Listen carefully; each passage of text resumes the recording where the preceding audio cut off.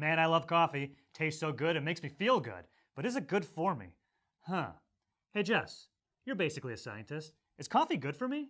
Well, Joe, you're about to find out, because we're going to science the shit out of it. Nice. Let me tell you what's happening in my brain before I drink coffee. Okay. Life sucks. What's my middle name, shoe size, last name? Oh my God, I want some coffee. I start drinking and I'm like, yeah. Caffeine is the most popular psychoactive drug in the world, and the way most people get it is through coffee.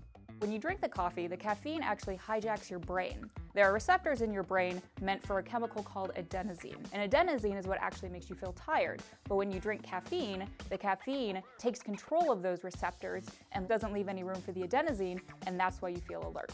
So how many cups do you drink during the day? Let's see. I would say on average, probably like between 5 and 8.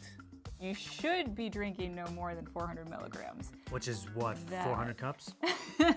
No, like depending on, because each cup is different in terms of how much caffeine is in it. Okay, wait, I'm sorry, 400 milligrams of caffeine. The FDA recommends no more than 400 milligrams of caffeine a day. There's about 142 milligrams of caffeine in this 12 fluid ounce coffee mug. So that's about 3 mugs a day.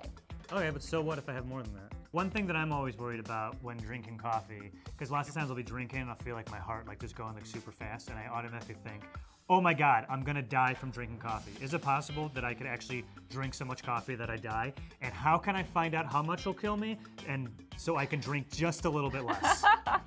So it's not necessarily drinking too much coffee that's gonna kill you, it's the caffeine in the coffee that's gonna kill you. There was a study that showed that if you drank 12 highly caffeinated energy drinks within a few hours, you would most likely die.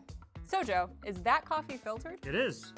That's actually healthier for you. Haha, yeah! Coffee contains over 1,000 compounds. Some of those compounds are healthy antioxidants. But there's something else in coffee that, according to one study, can actually raise your cholesterol levels. But if you drink filtered coffee, the filtering process actually prevents those cholesterol-raising compounds from reaching your cup. According to something I read online, caffeine affects your sleep, and you need a good like 5 hours to get it out of your system. It should be more like 6 hours, because the half-life of caffeine is about 6 hours. So it'll take 6 hours for your body to metabolize 50% of the caffeine in there. So basically then that means if you have a cup of coffee at 8 a.m., you're still gonna have 25% of the caffeine that was in that coffee in your system by 8 p.m. So for the average viewer who's watching this and probably drinks coffee but not as much coffee as I drink, is coffee good for you or not? The overall consensus is yes. Aha! According to the latest scientific research, coffee can reduce your risk of certain cancers like liver and uterine cancer. Nice. And reduce your risk of cardiovascular disease. Nice. Type 2 diabetes. Nice. And possibly reduce your risk of Alzheimer's disease. Nice.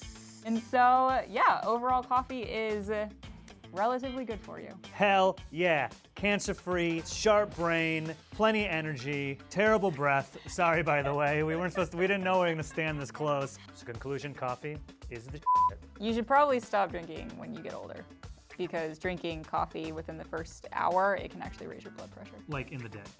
Within the first hour of drinking. Okay. Yeah. I'm probably not gonna do that.